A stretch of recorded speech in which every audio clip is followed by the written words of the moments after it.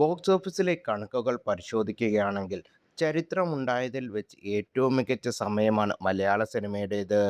ജയസൂര്യ നായകനായ ആട് 3 100 കോടി ക്ലബിൽ എത്തിയതിനു പിന്നാലെ ഇൻഡസ്ട്രി ഹിറ്റടിച്ച് വാഴ 2 ഇവരെല്ലാവരും ചേർന്ന് സൃഷ്ടിച്ച റെക്കോർഡുകൾ തകർക്കാൻ കച്ചകെട്ടി ഇറങ്ങിയ നാലാം ക്ലാസ്സുകാരൻ ജോർജ് കുട്ടിയും എത്തിയതോടെ വലിയ ബിസിനസ്സാണ് മലയാളത്തിൽ നടക്കുന്നത്.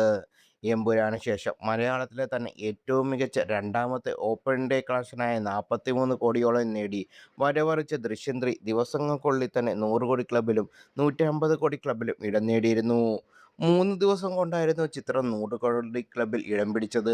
ഇതോടെ മലയാളത്തിലെ ഏറ്റവും കൂടുതൽ കളക്ഷൻ നേടിയ ആദ്യ 10 ചിത്രങ്ങളുടെ ലിസ്റ്റിൽ മോളിവുഡിലെ ആദ്യ 100 കോടി ചിത്രത്തിനെ പുലിമുരുകനെ പുറത്താക്കാനും ദൃശ്യം 3ക്ക് സാധിച്ചു. ഇതോടൊപ്പം തന്നെ ബോക്സ് ഓഫീസിലെ മറ്റൊരു റെക്കോർഡും ചിത്രം നേടിയിരുന്നു.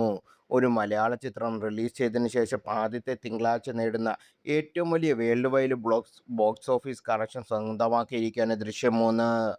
കല്യാണി പ്രിയദർശൻ നായികയായ ലോക ചാപ്റ്റർ 1ന്റെ റെക്കോർഡാണ് ഇതിനോടകം പഴങ്കഥയായത്. 14.5 കോടിയിലധികം നേടിയാണ് ലോകയുടെ റെക്കോർഡ് 15 കോടിയിലധികം നേടിക്കൊണ്ടാണ് ദൃശ്യം 3 സ്വന്തമാക്കിയത്. കാട്ടുതീ പോലെ ബോക്സ് ഓഫീസിൽ മികച്ച പ്രദർശനവുമായി ദൃശ്യം 3 മുന്നേറുമ്പോൾ കരകയറാൻ പാടുപെടുകയാണ് ബേസിൽ ജോസഫും ടൊവിനോ തോമസും പ്രധാന വേഷത്തിലെത്തിയ അതിരടി.